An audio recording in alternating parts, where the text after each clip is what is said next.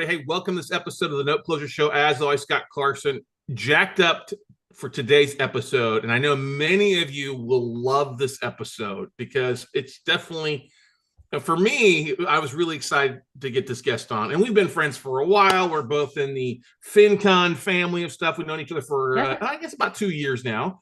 Yeah. But what I love is what this entrepreneur, this hardworking gal has done. And her story was recently picked up a couple months ago by MSNBC, and it was all over the place. Maybe you even saw it. But I know when I talk to new investors out there, you guys are often like, I want to start investing because A, I want to have a better life, but B, I also want to pay off debt or do some things. I got to pay off student loans. Well, this gal, she took maybe the non-traditional approach to things, and I loved it, but it's paid off in the long run with a lot of sacrifice and a lot of great things. But I really am so glad to have her. Now, who am I talking about? Well, she's known as the founder of the best money class ever.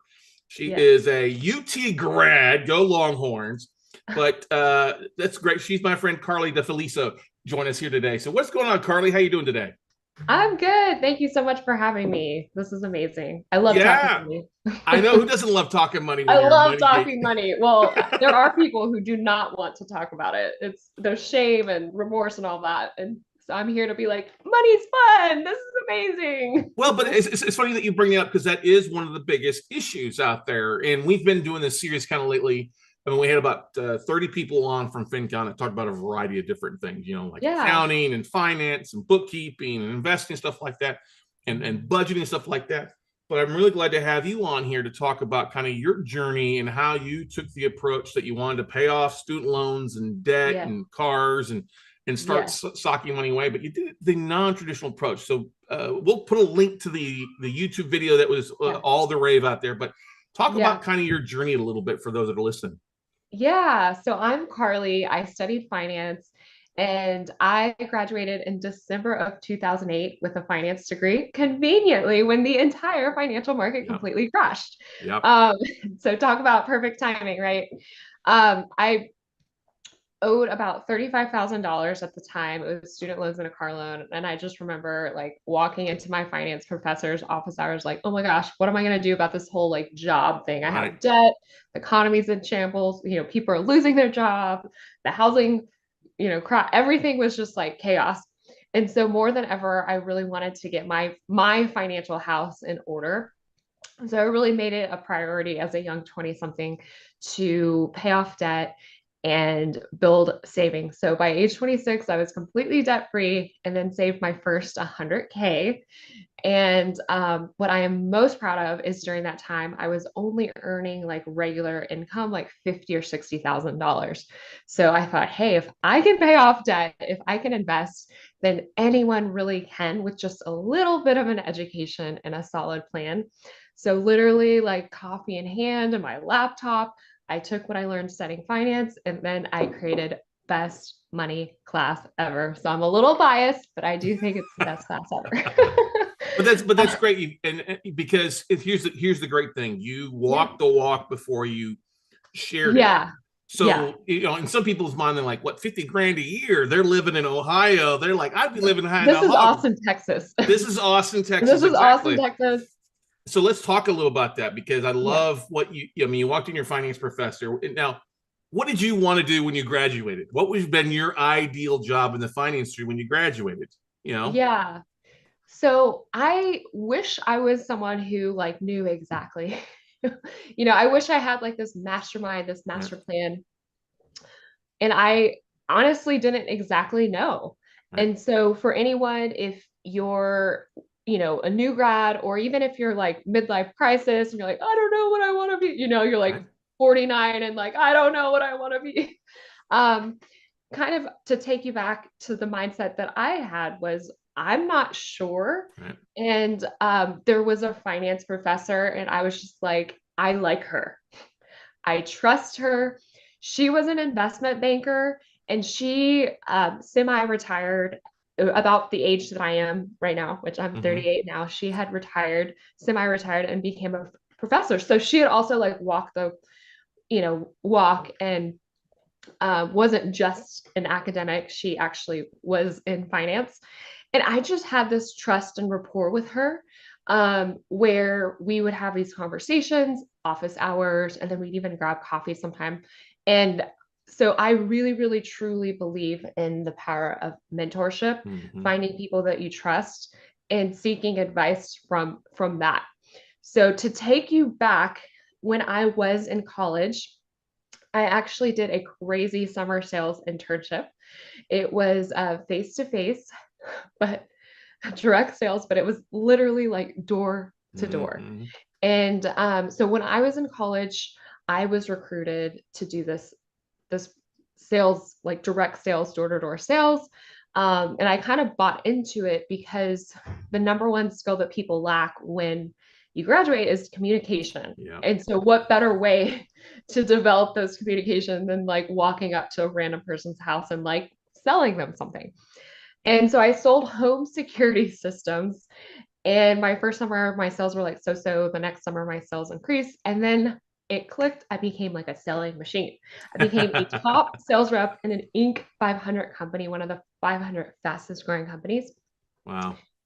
And so my finance professor knew this experience, and she was like, hey, you know the industry, you know how to sell. Why don't you go out and just start your own company doing that? And so that's something that it never would have crossed my mind to go from college student to entrepreneur. I couldn't really think of a good reason why not. And so the only problem was I was like, okay, who's going to do the installs?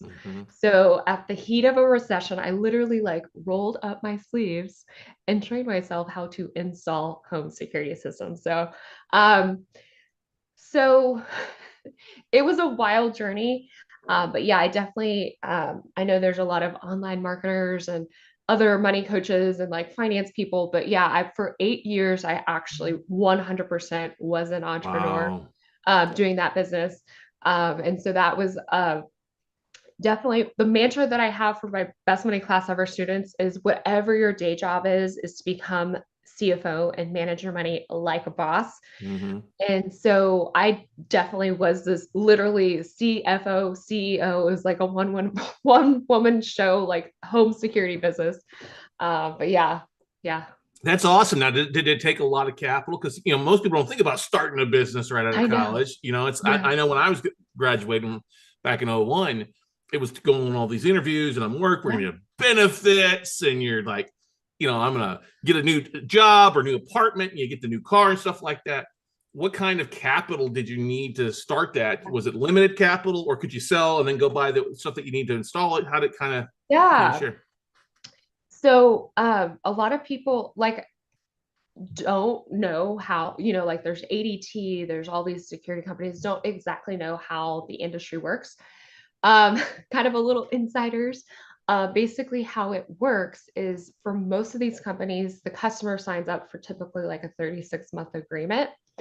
And it is a little bit similar to how the mortgage, you sign up for a mortgage and then the bank actually sell your mortgage to another company. Yep.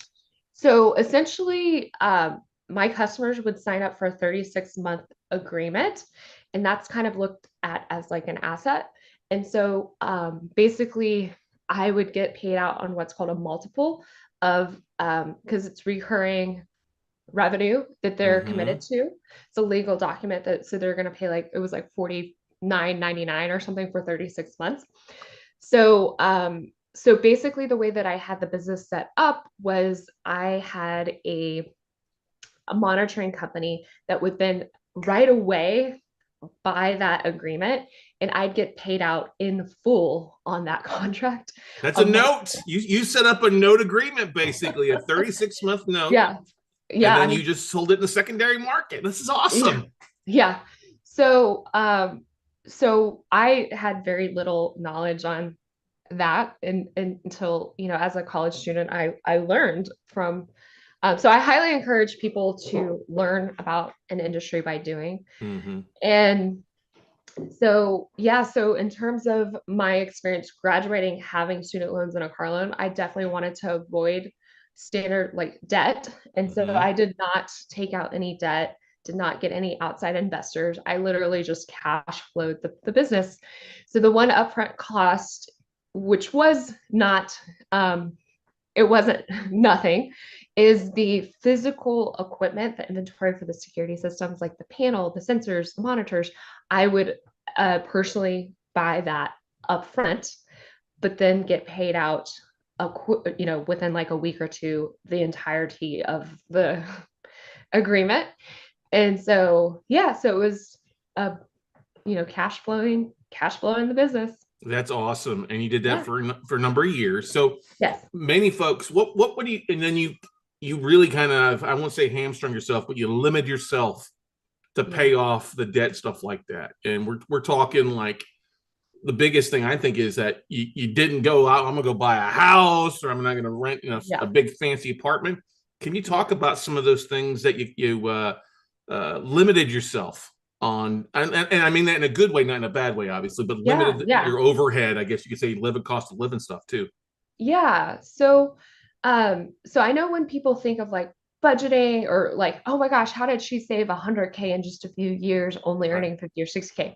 And so what I teach with my class too is like with personal finance 101, you can save on a million little things, the lattes of this, that, but really it boils down to if you get two things right, if you get your housing and your car, everything else falls into place. So if you have housing that you can afford, which you know is important, and then from that moment, I had decided I'm no longer going to have a car payment. So paid the car off and then, you know, drove that car as long as possible and then outright buy the next car. But if you get your housing and your car right, then everything falls into place. So when I was paying off debt and saved my first 100K, I actually had a roommate. So there's no shame to the roommate game. And I mean, that's like hundreds and hundreds of dollars every month and thousands over the years just that I had been able to save. And I tend to be an extroverted person, so I just like having company anyways. So then I reached, I guess, pretty early on, 26, what's called Coast 5. And so my 100K, so basically if I had never invested another dime, by standard retirement age, I'd have a nest egg. And so kind of really, really in terms of getting your finances in order, like the best thing, whether you're 20, 30, 40, 50, whatever, the best time to start is going to be like now. Right. So if you're listening to this and you're like, oh, I wish, I'm 50, I am too late. You're not too late. Now's always the best time. But that did allow me in my 30s, I ended up having a really rough patch. I went through some hard things. So then I ended up selling everything that I had and was like, I'm going to take a pause. And I did, I guess, what you could consider almost a sabbatical or even like a mini retirement, where it wasn't like I'm never going to work again, but it was like, I'm going to take a few months, pause, travel. So I ended up staying in Hawaii for a month. And that was amazing. And then after that, I ended up coming back and I bought an RV with cash and an SUV to pull it. And to this day, so that was 2019, I bought my RV. I actually still full-time live in my RV in Austin, Texas. And it is a whirlwind of an experience. It is crazy. So I love that, but I love that. I mean, because that's, we as entrepreneurs, you run, and when you're out there selling, door-to-door sales is difficult, especially in the heat of our summers here in Austin. Physically demanding. Yes. Yeah. But that's the thing. You worked your security job, security monitoring. You did that well, and you made money, cash flowed. You put some money aside. You took on a roommate when you were living, not in the RV. You didn't have a roommate in the RV, but where you were living before. Yeah. No roommate in the RV. You'd be living on top of each other. But anyway, but that's the thing, is that you said, okay, let's try this out. Let's try the small living out for a little while, and then you came back to Austin. Said, okay, I want to stay here. I'm gonna buy stuff, and then you've parked it. And I love that, we've all been through something, and I love your journey. Last year, you talked about how you didn't have a car for a while, you know what I mean? And you were riding your bike all around stuff. But those are sacrifices you made. You probably had the money. You had the money sitting in your savings if you wanted to go buy something brand new or buy a used car, but you chose to tighten your belt, say, hey, I'm gonna walk the walk a little bit more here, right? Yeah. Yeah, exactly. So I yeah, love so that. Where do you did you are there times that you feel like, oh, this is just getting ridiculous, or I'm just going to go buy it? But there's because a lot of people, especially in today's world, it's such a we don't have the patience for most people. Like, oh, it's instant gratification. I'm going to order it on Amazon, have it shipped to me immediately. I'm sure when you talk with people out there that you coach through your best money class ever, yeah. how do you help people overcome that need they think they need versus a want versus a need? You know what I mean? Yeah. Well, so one of my specialties is helping people pay off debt within 36 months or less. Um, and and then not only I'm not just like, oh, be debt free. I'm like, be debt free and build wealth. So then Right. invest. And so whenever I have a 2 hour, so Best Money Class Ever is a 4 week class. It's live and virtual. I like talking to a human and being able Right. to ask questions. So that's how I set up the class. And so there is a 2 hour lesson. Each lesson, there's a challenge. And so one challenge is all about becoming debt free and then stopping, like you're talking about, emotional impulse buys. And so there's definitely a lot that I can say on that. But a really quick tip that comes to mind is procrastinate. Okay.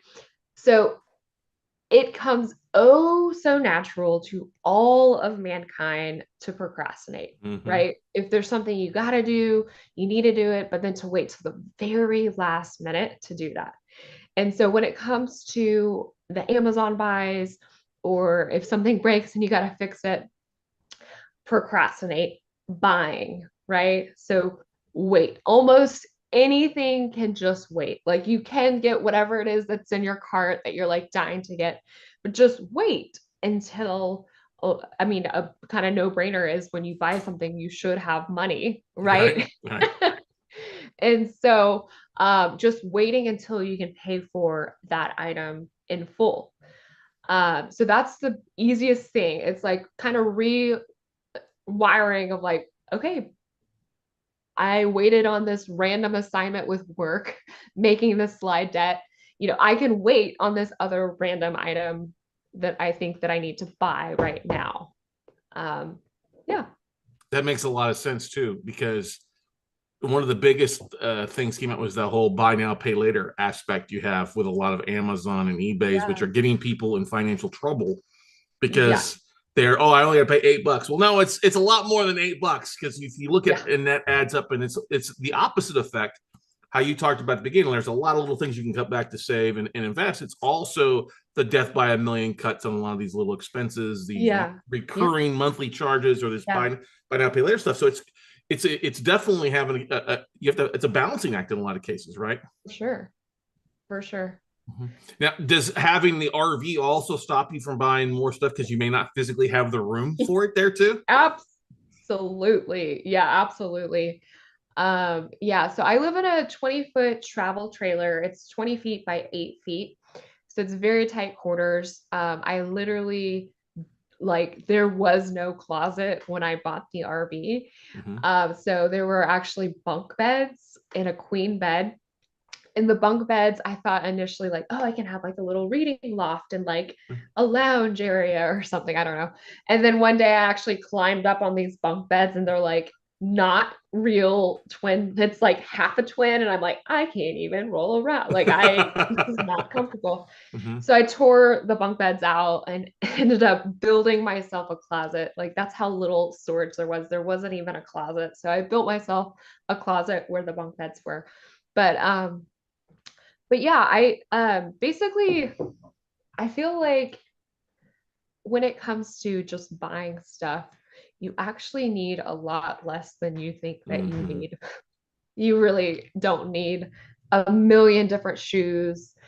You don't need all the gadgets, all the things. So I really focused on building relationships with people, my friendships, the memories, the experiences. Those are the things that matter versus actual things, right? Mm-hmm. So true, because eventually those things that you think you own, they end up owning you. And it's the dragging around. It's the now I got to find a self-storage facility because they don't fit. Or I got a house now that Yeah. I got to upside my house to fit more shit in it. You know what I mean? Versus Yeah. the living aspect of it. And that's the biggest thing I commend you on is been there, done that, and Yeah. realizing like you do save on the little things. Not don't get me wrong, you get you and I go to enough conferences, we get enough free t-shirts there. You ain't gonna I buy know. another t-shirt again or Yeah. pairs, but that's the thing. It's like, okay, you don't need, if you got some good core staples, Yeah. it makes all the difference in the world versus having to get the newest outfit and stuff like that. That a lot of us need. Seth always jokes when we go to a lot of sporting events. So I'm always getting a T-shirt at sporting event. I got like this whole thing underneath my bed of just T-shirts from sporting events. Like it's a memory. It's great. I got the room for it. But if I Yeah. was doing like you were doing, like I used to, I wouldn't be keeping those. I'd be like, oh, wear them for a while, throw them away. Yeah. Mm-hmm. Now, you also are a big advocate too of the pay first aspect of things, paying yourself first instead of waiting till the end of the month. You often are, it's one of your biggest expenses, I should say, is the investing side of it. Can you explain that a little bit for our listeners? Yeah. So, when it comes to investing and managing your money, the most important thing is for you to start. As a basic finance concept, it's called the time value of money, which means a dollar saved now is going to be worth more later because of interest earned over time.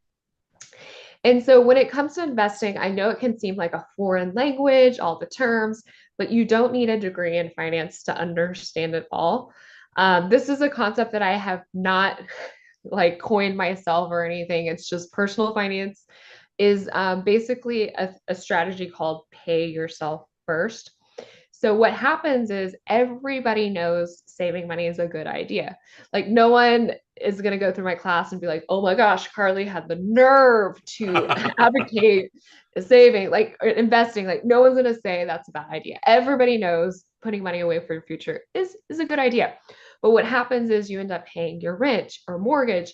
You have streaming for like Hulu, Netflix, Amazon, but like all the things, a happy hour with a friend, something breaks, there goes a thingy Bob, and then comes the end of the month, there's absolutely nothing to save.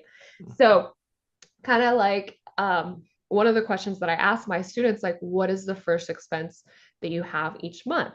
And people normally will say, oh, the rent, all that. And I'm like, nope. And then I like blast on like Soldier Boy when he's like, you, like the first expense is you. Mhm. And so before you have the opportunity to spend the money, I want you to automatically put money away for your future. So for most people, there's analysis paralysis, like, should I pay off debt? Should I invest? What do I do first? So I created the finance plan, which is your step 1, 2, 3, and 4 with money. I do have a free guide. If you want, we can link to it. It's like a 20-page guide. But yeah, the first step is put 10% away for your future. Yeah, that's the biggest thing because what'll happen is that you'll end up cutting expenses naturally that you Yeah. don't need, the Yeah. extra, all the streaming services, Yeah. all the, I love the fact too that I think you put a little bit of money of cash in your pocket each week or Yeah. every month. Oh, was it $120 or a number like that? $120. $120. If you don't have it, you don't do it, which is most Yeah. people are, well, let me just put on my card. And that's not the case, right? Yeah. Yep. Yeah. So make your finance doesn't have to be overwhelming. Like most everything that you spend is literally known 100% fixed and in your control. Like it's not a shocker how much your student loan is. Right. Like you know that, like your rent, like you signed up for that. Um, and so make yourself a fixed set expense and automate that. Just make your plan automatic. Yeah, that's the beautiful thing. Now, do you still talk to the finance professor from University of Texas? You still keep up with Yeah, her? we don't talk as much as we used to, but yeah, Sure. we definitely are still in contact for sure. Awesome. And who's also been a mentor out there? Somebody that you follow or admire that has been a big ad or has been impacted you in other ways out there? Yeah. So the first person who comes to mind who has really impacted me, and this is someone like online, this is someone I have not met in real life, but I really look up to the ladies would know this, Sarah Blakely, the founder of Spanx. So Mm-hmm. she also sold door to door. And basically, she sold fax machines door to door. Yeah. And she took $5,000 that she had in savings. She also took out no outside investors or debt or anything, and she cash flowed. She became the youngest female self-made billionaire. Yep. And I just love the way that she runs her business and everything about her. I'm just like, she's amazing. Like, I want to be Sarah when I grow up. Yeah, I love the um, story where she took 5,000 of her own money and called her friends up across the country, said, "Hey, go in and buy this, or go online and buy this. So it looks like I have orders coming from all across the country. yeah, I'll pay you to go do that," which is genius. And her whole she was just interviewed by Roland Frazier on the breakfast or was it the business lunch podcast, and Roland's been a mentor of mine for years. So it's a great story. Yeah, check it out. We'll put the link in there. But who else yeah. besides Sarah Blakely are you a big fan of? So I like Sarah Blakely. I also do listen to myself some Marie Forleo. I don't know if you've heard of Yeah, Marie. yeah. Um, she has a YouTube and podcast, and she is all about helping specifically female online entrepreneurs grow businesses. So I really like her content for sure. Good stuff. Now, with your best money class, you teach it live. Now, how often do you teach it, or how often do you host the classes? Yeah. So this year I'm actually opening up Best Money Class Ever and hosting it live quarterly. So I had one round of the class in January. I'm going to have another round starting here in April. Awesome. We'll make sure to put the link to that. I mean, I Yep. love it too. You've got some great testimonials, and I know Yep. as a coach, I love it when I see my students find success. And Yeah. then like, well, what's the biggest thing that gets you excited about? Is it people investing more, paying off debt, or a combination, or just maybe the light at the end of the tunnel becomes much brighter for folks where they see there's a way out of the debt sled Yeah. aspect, huh? So, yeah, I think for me, what really fires me up is hearing actual results and like people telling me, like, this has changed my life. Right. Like, this is something that I felt so much anxiety about, so stressed, so like doomy, gloomy, like horrible, like stuck, trapped. And then the fact that they not only have a feeling of hope, but there's actual real results they get. So yeah, one couple that came to mind is they were newlyweds, hadn't really merged finances, had some student loans, didn't really have a plan, but they were able to pay about $24,000 off and then build a 6-month emergency fund and then start maxing out all the retirement accounts. And within like 2 years, that actually look like them like tripling their net worth. So I'm not just like a debt-free coach. I'm like, let's Sure. actually build wealth and have a secure future. So seeing that is so something that I'm a very competitive person. I know maybe I might like look bubbly and but I'm like, no, let's actually do this. Let's turn things around. So I really that fires me up hearing stories like that. Yeah, I mean that's one of the most amazing things out there is when you see people because it's I think sometimes we feel like we're just talking into Yeah, the abyss of folks, and when you right. see people taking the opportunity and taking the lessons that you teach on a regular Yeah, basis, it's a phenomenal thing. And I've got on the yeah, screen here your website, thebestmoneyclassever.com. You can yeah. actually go That's here me. and click on the link to download the free guide that Yeah. Carly was talking about there. Can you talk about some of the things that are in the free guide? Maybe that we haven't discussed or whatever like that, so folks know what's Yeah. why they want to get So, that. yeah. So basically, the guide is, um, that's the guide. So, what I found with people with money is a feeling of overwhelmed. So, another example is I had a young an engineer, and he had debt.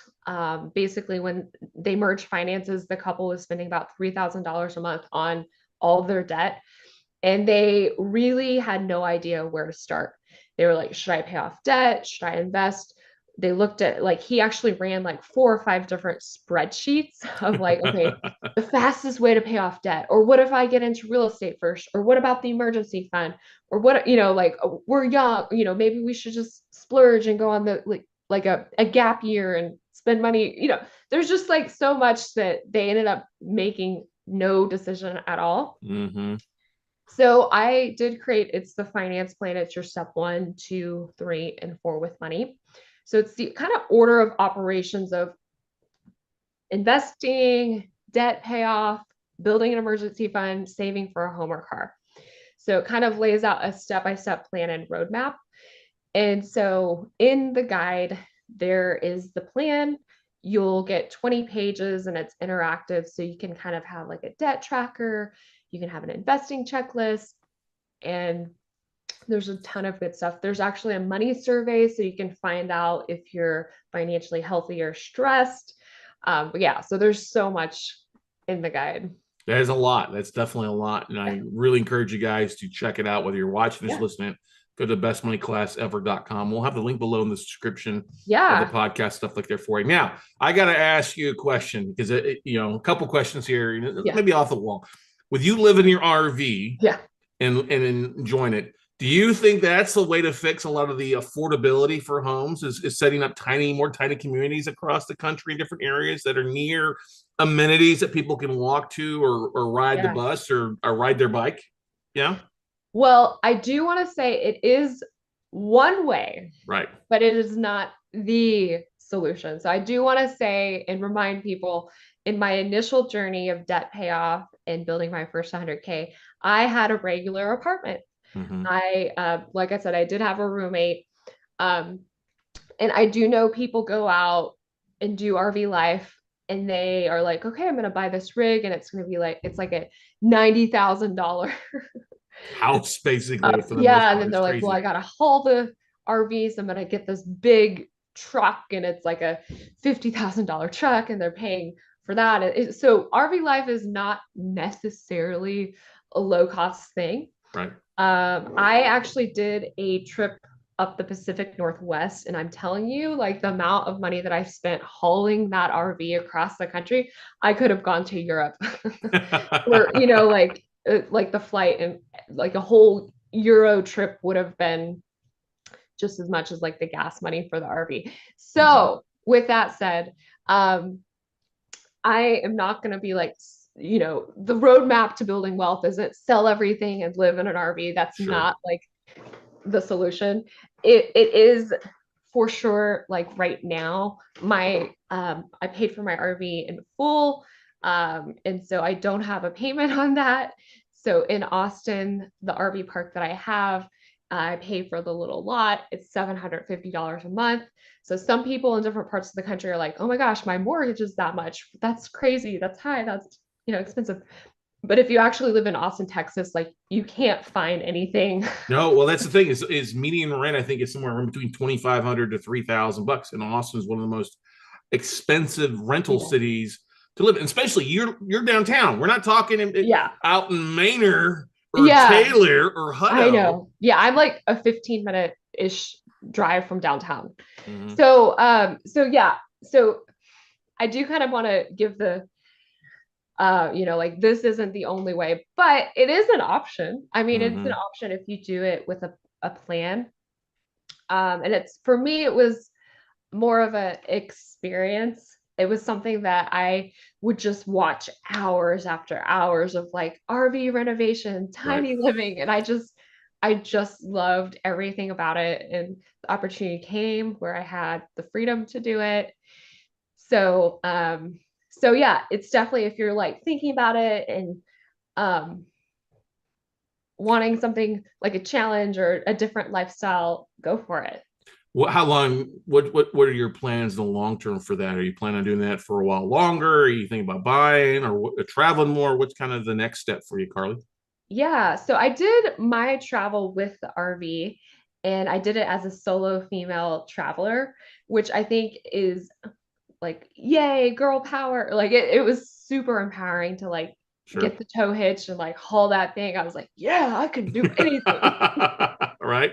Right. I'd like gas up at a gas station and like men would walk out and be like, "Are you hauling that?" I'm like, "Of course." Like, what do you? Yeah. Duh. Yeah. um, so but yeah, so I kind of got the travel bug out. Right now I'm totally happy with just being what's called stationary. I'm literally kind of like not moving that thing. I'm just doing the tiny living. If I had it my way, in the next year or two, I'd find a partner and do kind of go back to like the standard, like if the cards align, have a family and all that. And Sure. there's so many people who do RV life with families. For me, though, I think that if that path opens up, I don't think I would want to do RV life with a family. That's me personally. That's no problem at all. That totally makes a lot of sense there. Now, you've also mentioned, I think, somewhere about having an aficionado for power tools. In a lot of cases, they're like, what's your favorite power tool, and what's one that you're looking to maybe add to the arsenal?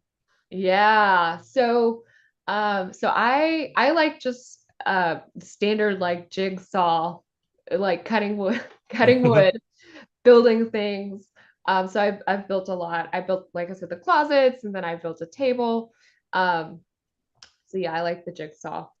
Cool. And then is there a power? Maybe we can get somebody from our audience. You got a power tool that you're looking at? Maybe to buy updated jigsaw or new sanders or a reciprocal saw or anything like that. I'm being Yeah. serious, 100%. What's one tool that I'm like looking? Yeah. Yeah. Um, You didn't expect me to I ask don't you even that. know the names of all the Well, I say jigsaw is great because it's mobile. You can cut a lot of things out. It may not be yeah, the yeah. greatest thing. Reciprocal saw is So pretty.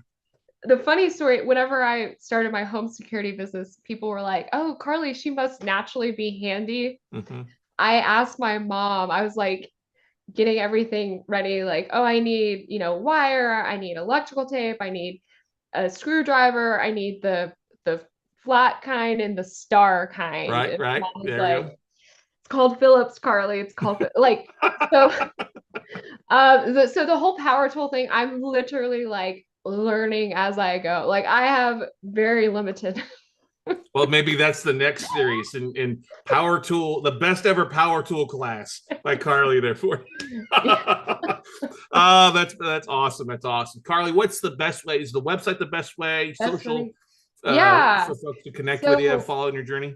yeah, definitely best money class ever. Download the guide if you're looking to. The number one thing I recommend is just starting a plan, overcome that analysis paralysis. I'll email you that guide, and then you'll get literally a step 1, step 2, step 3, step 4. It's like you'll get 4 emails back to back with this plan and with the guide. It'll tell you what to do each day. And then yeah, if you're on social, best money class ever is on Instagram and TikTok. So I also have my free, so best money class ever is starting April 24th. And then I want financial education to be something anyone can access. And so I know there's kind of like the natural, like, why would you spend money to like learn about money? Or people think that.